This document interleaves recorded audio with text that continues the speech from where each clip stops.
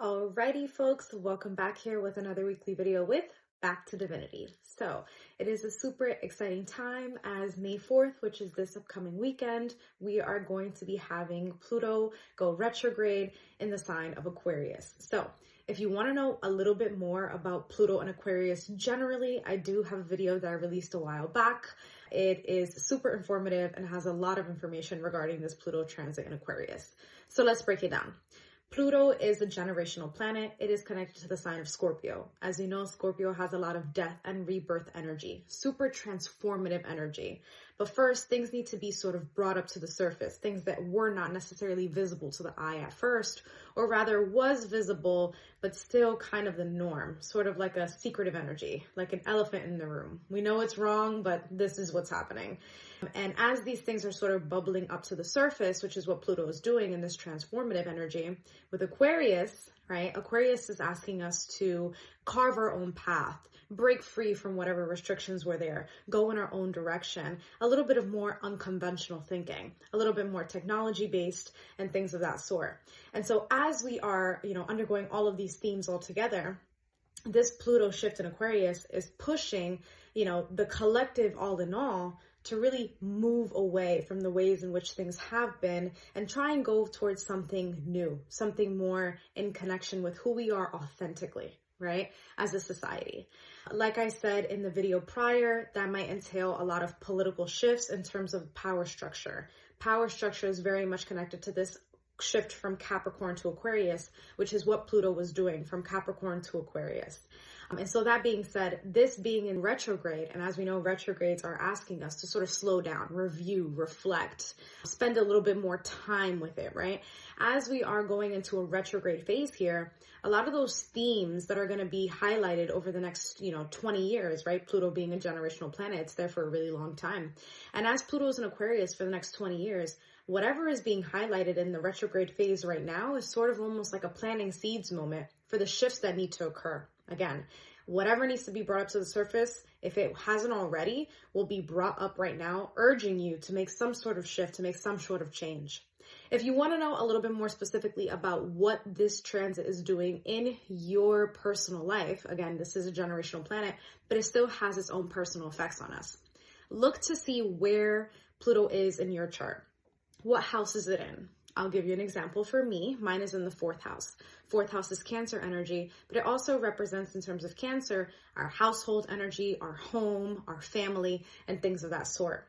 And so a lot of those themes are going to be sort of brought to attention at this time. Pluto, again, death and rebirth, is asking for things to sort of fall apart and crumble apart in order for it to be reborn. Right? And so think about where Pluto is in your chart and think about what in your life needs to crumble in order for you to sort of rebuild anew, right? Clearly, whatever is crumbling is because the foundations were not sturdy, or there were things you just didn't know, or things that were just not healthy, right? And as the crumbling is occurring, it's allowing for space to be made for new foundations to be built on top of it, ones that are more sturdier and ones that are more in alignment with the house you were trying to build. Right? And so that's the energy of this Pluto retrograde in Aquarius, right? And let's go a little bit deeper.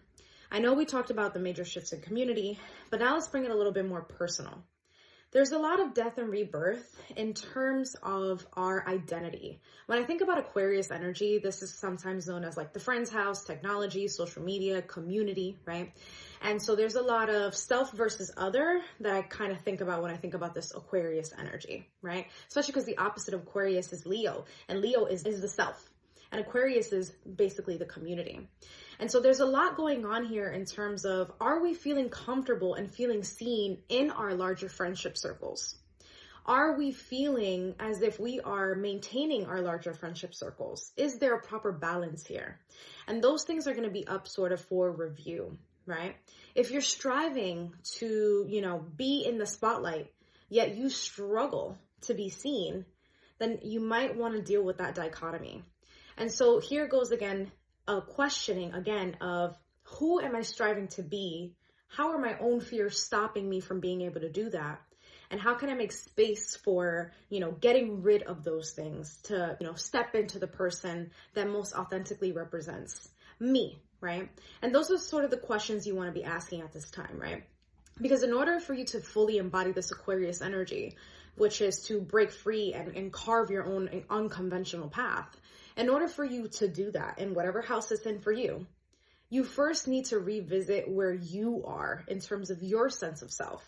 Because it's very hard to make those types of decisions in your life, no matter what area of your life it's affecting, if you don't feel assured within where you are and where you want to go. Direction is super important here, right? And so definitely find Pluto and where it is in your chart and think about how death and rebirth may be playing out for you in that phase of your life. I do also offer astrological readings, and there we do either minor transit or major transit readings. And if you want to see how this Pluto retrograde is affecting you, definitely book a major transit reading, and I can unravel what this shift is really asking for you, right? What needs to be revisited and what is being brought to your attention at this time. Ultimately, whatever is going on in the larger community, right, is mirroring what is happening in the internal. As power structures are shifting externally, so are the structures internally for you. What voice has been so loud that now needs to be more quiet? And what's that voice that was so quiet that now needs to be louder? How can that internal power shift happen in order to reflect that external power shift? Ultimately, all of these shifts are for our utmost good, whether we can see it that way now or not. It is all leading us towards our utmost evolution. Tune out the things you cannot control and focus in on your personal death and rebirth. How can you walk through the crumbling now and walk out of it feeling even brighter and lighter? Alrighty, folks. Thank you so much for listening to this video on the Pluto retrograde in Aquarius. There's so much more to unravel. But again, if you want to know a little bit more about Pluto and Aquarius specifically, watch that video. I'll probably tag it at the end of this video. But again, look at the house and see where Pluto is in your life and think about what themes are being highlighted for you and how you can sort of co-create with the energies of the sky right now. Alrighty, folks. Thank you so much for listening, and please share with others who would be interested in this content.